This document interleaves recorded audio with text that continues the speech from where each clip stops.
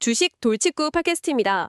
돌직구 청취자 여러분 안녕하세요. 네, 안녕하세요. 오늘은 그 소셜미디어 플랫폼 레딧이죠. 티커는 RDDT. 여기를 좀 깊게 파헤쳐 볼까 합니다. 레딧. 최근에 실적 발표하고 나서 관심들이 많으시더라고요. 맞아요. 그래서 저희가 받은 자료들 쭉 보면서 도대체 레딧이 왜 주목받는지 뭐 사업 모델부터 해서 위험 요인, 해자까지 좀 핵심만 짚어보려고 합니다. 네, 좋습니다.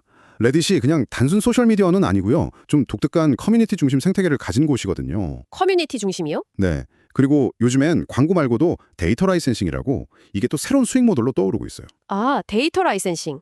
AI 관련해서인가요? 그렇죠.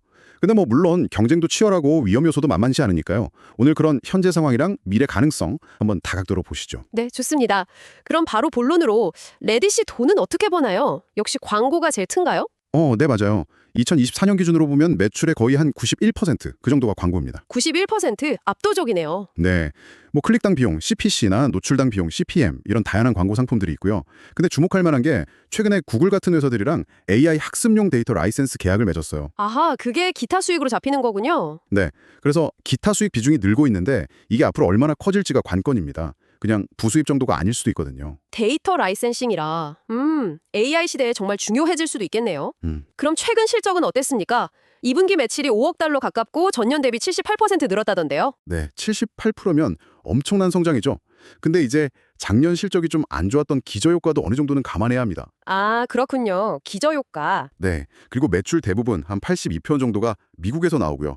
상위 10개 광고주 의존도가 아직은 좀 높아요. 한 25% 정도 됩니다. 책전 광고주 의존도가 높다는 점. 그리고 광고 계약 기간은 어떤가요? 대부분 단기 계약입니다. 그 정도 좀 변동성 요인이 될 수 있죠. 성장률은 좋은데 지속 가능성은 계속 지켜봐야겠네요. 근데 요즘 메타나 틱톡 같은 진짜 큰 플랫폼들이 많잖아요.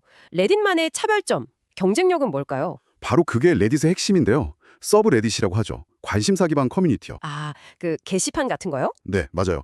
특정 주제에 대해서 사용자들이 되게 깊이 있는 정보를 나누고 토론하는 공간이에요. 뭐랄까 상당히 진짜 사용자 중심이죠.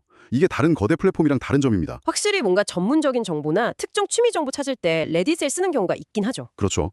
덕분에 2분기 일일 활성 사용자 수, 그 DAU라고 부르는데 이게 1억 1천만 명을 넘었어요. 전년 대비 21% 늘어난 겁니다. 와, 1억 1천만 사용자 수도 꾸준히 늘고 있네요. 그럼 이 성장세를 이어가려면 레딧은 어떤 전략을 쓰고 있나요? 한 세 가지 정도로 요약될 수 있을까요? 네, 크게 세 가지로 볼 수 있습니다.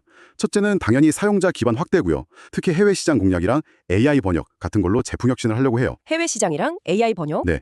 둘째는 사용자 한 명당 얼마나 돈을 버느냐, 즉 ARPU 증대입니다. 광고 효율성을 높이고 상품을 다양화하는 거죠. ARPU 증대? 그리고 셋째는요? 셋째가 아까 말씀드린 데이터 라이센싱 사업 확장입니다. 이 세 가지가 핵심 전략이고요. 실제로 2분기 ARPU 보면 4.53달러로 작년보다 47%나 늘었어요. 수익화가 잘 되고 있다는 신호죠. ARPU 증가율이 상당하네요. 그럼 투자자 입장에서 이 회사를 볼 때 어떤 지표들을 좀 주의 깊게 봐야 할까요? 당연히 DAU 성장률 계속 봐야 하고요. 그리고 방금 말씀드린 ARPU 증가 추세 중요합니다. 마지막으로 수익성 지표인 조정 ETPD 흐름을 잘 봐야겠죠. DAU, ARPU 조정 ETPD. 알겠습니다. 그럼 이런 네댓만의 강점들이 과연 경쟁사로부터 회사를 지켜주는 경제적 해자가 될 수 있을까요? 모닝스타 분석 자료에 나온 네 가지 요소 관점에서 보면요. 경제적 해자. 모닝스타는 레딧에 대해서 좁은 해자가 있다고 평가했습니다. 좁은 해자요? 어떤 근거로요? 주된 근거는 두 가지인데요. 강력한 네트워크 효과랑 무형자산입니다. 네트워크 효과랑 무형자산. 네, 사용자가 많아질수록 플랫폼 가치가 커지는 게 네트워크 효과잖아요. 그리고 레딧 특유의 브랜드 정체성이나 방대한 사용자 생성 데이터, 이게 무형자산이고요. 이게 레딧의 강점이죠. 그 데이터가 중요하겠네요. 그렇죠. 반면에 사용자가 다른 플랫폼으로 옮겨가는 데 드는 비용, 즉 전환 비용은 좀 낮다고 봤고요. 뚜렷한 원가 우위도 없다고 평가했습니다. 그래서 넓은 해자는 아니고 좁은 해자인 거죠. 네트워크 효과는 있지만 전환 비용이 낮다. 사용자를 계속 잡아두는 게 숙제겠네요. 그럼 기회만큼 위험 요인도 중요할 텐데요. 레딧이 직면한 주요 리스크 한 세 가지 정도 짚어주시죠. 네, 첫 번째는 역시 사용자 유지 및 성장 둔화 가능성입니다. 이게 커뮤니티 기반이다 보니까 콘텐츠 질이 떨어지거나 커뮤니티 운영자, 그 모더레이터들과의 문제가 생기면 사용자들이 떠날 수 있거든요.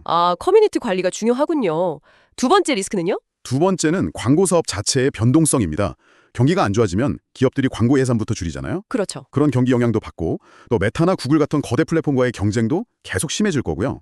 그리고 애플 같은 회사가 개인정보 보호 정책을 강화하는 것도 광고 사업에는 위험 요인이 될 수 있습니다. 아, 그런 외부 요인도 크군요. 마지막 세 번째 리스크는 뭐죠? 외부 플랫폼 의존성입니다. 특히 구글 검색 결과에서 레딧 글이 잘 노출되느냐 마느냐 이런 검색 엔진 알고리즘 변화가 레딧 트래픽에 직접 영향을 줄 수 있거든요. 이것도 무시 못할 리스크입니다. 구글 의존성이라 그것도 신경 쓰이는 부분이네요. 자, 그럼 마지막으로 레딧이 속한 산업 환경, 그러니까 시장 자체는 어떤가요? 성장 기회는 어디 있을까요? 일단 레딧은 디지털 광고 시장에서 활동하고 있잖아요. 이 시장은 계속 성장 중이고요. 여기에 더해서 새롭게 떠오르는 AI 데이터 라이센스 시장에서도 기회를 찾고 있습니다. 두 개의 성장 엔진을 가지려는 거죠. 광고와 데이터? 네. 그리고 아까 말씀드렸듯이 아직 사용자 침투율이 낮은 해외 시장을 적극 공략하고 있다는 점도 성장 잠재력으로 볼 수 있습니다. 네, 오늘 레딧 분석 내용을 좀 정리해보면요.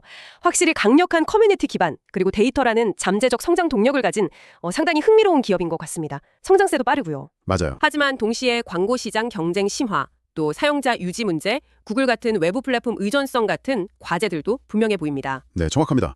결국 레딧의 장기적인 성공은 그 커뮤니티 중심이라는 정체성을 어떻게 지키면서 수익화 모델을 잘 만들어가느냐, 그리고 이 AI 시대에 그 방대한 사용자 데이터를 어떻게 가치로 연결시키느냐에 달려있다고 봅니다. 특히 그 데이터 라이센싱 모델이 정말 의미 있는 규모로 클 수 있을지 그게 중요하겠네요. 네, 그게 앞으로 레딧의 기업 가치를 좌우할 핵심 변수가 될 가능성이 높습니다. 돌직구 청취자 여러분께서도 레딧의 행보를 지켜보시면서 이 커뮤니티 기반 플랫폼이 과연 지속 가능한 성장을 이룰 수 있을지, 특히 데이터 자산을 어떻게 활용해서 돈을 벌어나갈지 한번 주목해보시면 좋겠습니다. 네, 흥미로운 포인트가 많을 겁니다. 네, 오늘 레딧에 대한 심층 분석은 여기까지입니다.